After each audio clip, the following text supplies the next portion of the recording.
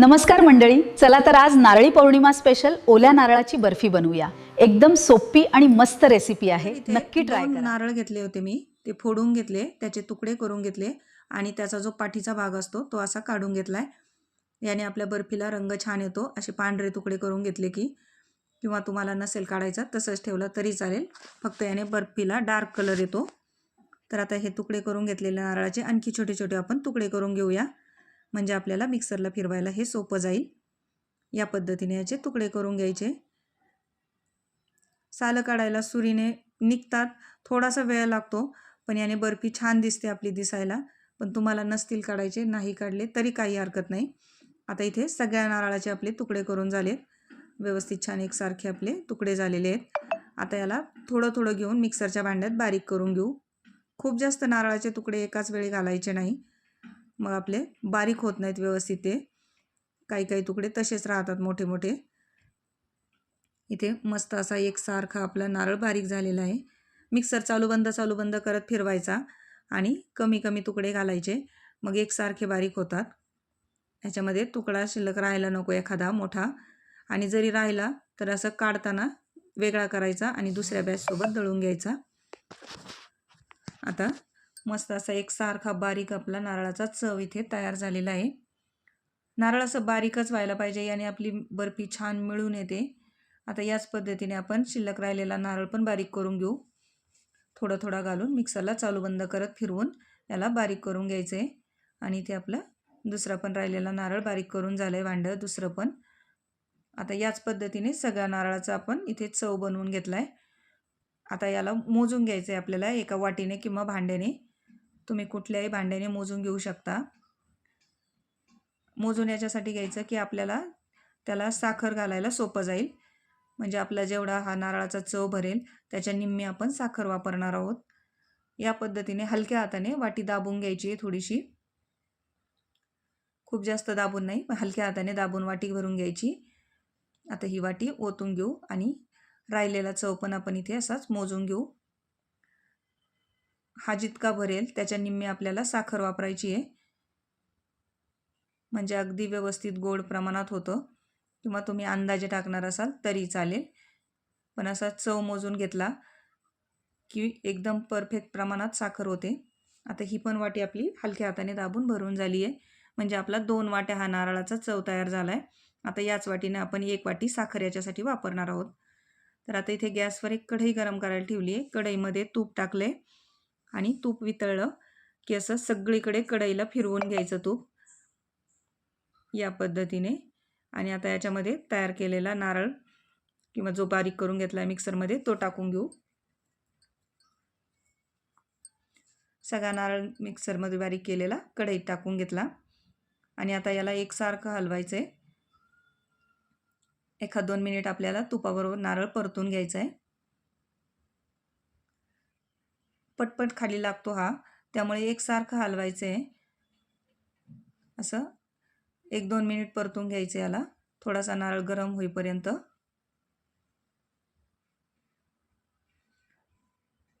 एकसारखं हलवत याला 2 मिनिट परतून घेऊ। आता याच्यामध्ये साखर टाकून घ्यायची आपल्याला। ज्या वाटीनं आपण नारळ मोजून घेतला त्याच वाटीनं साखर घ्यायची, म्हणजे जेवढा नारळाचा चव किंवा किस आहे त्याच्या निम्मी साखर आपल्याला इथे वापरायची आहे। आणि याला असं हलवून घ्यायचं, व्यवस्थित मिक्स करायचं। अगोदर हे थोडंसं असं घट्ट दिसतंय, आता जशी जशी साखर विरघळेल तसं हे सैल व्हायला लागेल, पण याला एकसारखं हलवायचं आहे आपल्याला। पटकन खाली लागतं हे, आणि खाली जर लागलं तर आपल्या बर्फीला डार्क कलर येतो, चॉकलेटी होते बर्फी, पांढरी राहत नाही। एकसारखं हलवायचं आहे याला, थोड्याच वेळात हे ओलसर होईल। आता इथे 2-3 मिनिट छान परतून घेतले आपण। आता बघू शकता इथे ओलसर झालं आहे आपलं हे मिश्रण। आणखी याला आपली साखर विरघळलेली आहे, पण पूर्ण विरघळलेली नाही आहे, याच्यामध्ये अजून पण साखर दिसते आहे। आणखी त्याला 2-3 मिनिट परतून घेऊ। आता 2-3 मिनिटानंतर बघू शकता आणखी छान ओलसर झालं हे मिश्रण। आता यात आपली पूर्ण साखर विरघळलेली आहे। आपल्याला ही विरघळलेली साखर परत एकदा घट्ट करून घ्यायची आहे, म्हणजे आपली बर्फी छान तयार होते। आता याला आणखी 3-4 मिनिट असंच परतून घेऊ। कमी गॅसवर आणि एकसारखं हलवत परतायचं आहे. आता याच्यामध्ये विलायची पावडर टाकून घेतली. आता बघू शकता 4-5 मिनिट आणखी परतलं. आता याच्यामध्ये आपण दूध किंवा दुधावरची साय वापरणार नाही आहे. त्याऐवजी आपण याच्यात मिल्क पावडर वापरली 2 चमचे. त्याने याला चव छान येईल बर्फीला आपल्या, आणि आपली बर्फी महिनाभर राहिली तरी खराब होणार नाही. दूध किंवा साय जर वापरली तर एवढे दिवस बर्फी टिकत नाही. त्यामुळे मिल्क पावडर वापरलेली आहे मी इथे, आणि याने चव पण छान येते बर्फीला आपल्या. आता याला आणखी 3-4 मिनिट परतून घ्यायचं. व्यवस्थित छान कोरडी होईपर्यंत आपल्याला ही बर्फीचं मिश्रण परतून घ्यायचं आहे. आता हे बर्फीचं मिश्रण तयार झालं असं कशावरून ओळखायचं, तर कढईच्या कडेला थोडंसं साखरेचा पांढरा भाग तयार होतो. म्हणजे आपला जो पाक आहे त्याची परत साखर बनायला लागते. असं झालं की समजायचं आपलं मिश्रण इथे तयार आहे. याला आणखी 1 मिनिट आपण परतून घेऊ. आता घट्ट झाले बऱ्यापैकी मिश्रण. आणखी 1 मिनिट परतलं की आपलं मिश्रण वडी करण्यासाठी तयार आहे. आता इथे एका ताटाला थोडंसं तुपाचा हात लावून घेतला आहे. त्याच्यावर हे सगळं मिश्रण आपण काढून घेऊ. सगळं मिश्रण ताटावर काढून घ्यायचं.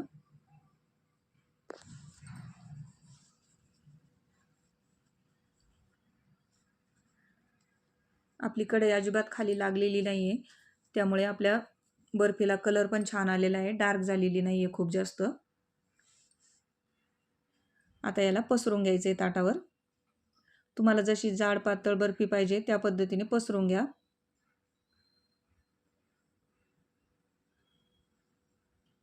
जेवढ्या जाडीची बर्फी करायची आहे त्याप्रमाणे याला पसरून घेऊ, आणि याला व्यवस्थित असं एकसारखं करून घेऊ.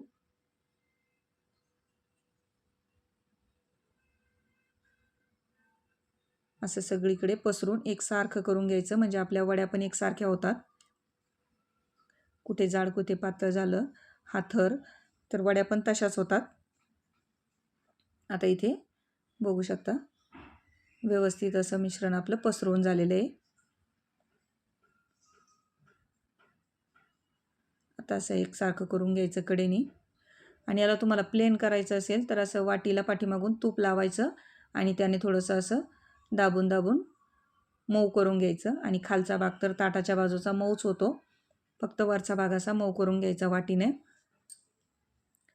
आता इथे आपली पूर्ण बर्फी आपली जेवढी पाहिजे तेवढी पसरवून तयार झालेली आहे. आता थोडीशी ओलसर गरम असताना त्याला असे काप देऊन घ्यायचे. तुम्हाला जशा लहान मोठ्या वड्या पाहिजेत त्याप्रमाणे काप देऊन घ्यायचे. खूप जास्त थंड झाली पूर्ण की याच्या वड्या पाडायला जड जातात, जरा अवघड जातं. म्हणून असे ओलसर असतानाच वड्या पाडून घ्यायच्या. एखाद्या धारदार उलटण्याने असा फक्त आकार देऊन ठेवायचा.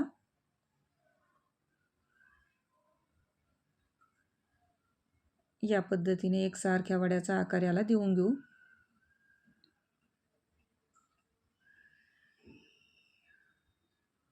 अगदी कमी साहित्यात होणारी झटपट होणारी ही रेसिपी आहे. या नारळी पौर्णिमेला तुम्ही पण अशी बर्फी नक्की करून बघा. आता आपली बर्फी आपण सेट होण्यासाठी किंवा पूर्ण थंड होण्यासाठी ठेवू. हिला अर्धा तास पूर्ण थंड व्हायला लागेल. अर्ध्या तासानंतर ही पूर्ण थंड होईल. पूर्ण थंड झाल्याशिवाय वड्या काढायच्या नाही, नाहीतर व्यवस्थित निघत नाहीत. ओलसर राहते तोपर्यंत बर्फी. आता याला अर्ध्या तासासाठी सेट होण्यासाठी ठेवून देऊ. आता अर्ध्या तासानंतर बघूया आपली बर्फी पूर्ण थंड झालेली आहे. आणि आपण ज्या अगोदर चीर दिल्या होत्या किंवा वड्याचा आकार जो दिला होता त्याला परत एकदा असं आकार देऊन घ्यायचा किंवा कट करून घ्यायचं, म्हणजे आपली बर्फी व्यवस्थित निघते. अशा पद्धतीने त्याच्यामध्ये परत एकदा उलटणं फिरवून घ्यायचं, म्हणजे आपली बर्फी पटापट निघते. तिथे बघू शकता मस्त अशी बर्फीची वडी निघालेली आहे आपली, आणि रंग पण छान आलेला आहे. तर याच पद्धतीने आपण बघूया सगळ्या वड्या आपल्या निघत आहेत का. आणि पूर्ण थंड झालेली ही बर्फी. पूर्ण थंड झाल्याशिवाय वड्या काढायच्या नाही. तर सगळ्या वड्या एकसारख्या मस्त अशा आपल्या निघत आहेत. आता नारळी पौर्णिमा येते तर अशी बर्फी तुम्ही पण करून बघा. कमीत कमी साहित्यात झटपट होणारी ही बर्फीची रेसिपी आहे. आणि बर्फी बघू शकता एकदम मस्त अशी झालेली आहे ना, एकदम कोरडी ना खूप जास्त ओलसर. अशी मस्त बर्फी आपली तयार झालेली आहे, बघू शकता इथे. आणि याच्यामध्ये आपण दूध किंवा दुधावरची साय, पाणी असं काहीच वापरलेलं नाही आहे. त्यामुळे 1 महिना काय त्यापेक्षा जास्त दिवस ही बर्फी अगदी आरामात टिकते. आणि तोंडात टाकताच मस्त अशी विरघळणारी ही खुसखुशीत बर्फी तयार होते. तर तुम्ही पण या पद्धतीने या रक्षाबंधनला, नारळी पौर्णिमेला बर्फी नक्की करून बघा. तुम्हाला पण ही रेसिपी आवडेल. मस्त अशी इथे बर्फी आपली सगळी तयार आहे. तर व्हिडिओ आवडला असेल तर व्हिडिओला लाईक करा, शेअर करा, कमेंट करा आणि चॅनलवर नवीन असाल तर चॅनलला सबस्क्राईब करा. आणि अशी नारळाची बर्फी या नारळी पौर्णिमेला नक्की करून बघा. तुम्हाला ही रेसिपी नक्की आवडेल. बघू शकता मस्त अशी आपली नारळाची वडी इथे किंवा नारळाची बर्फी तयार झालेली आहे.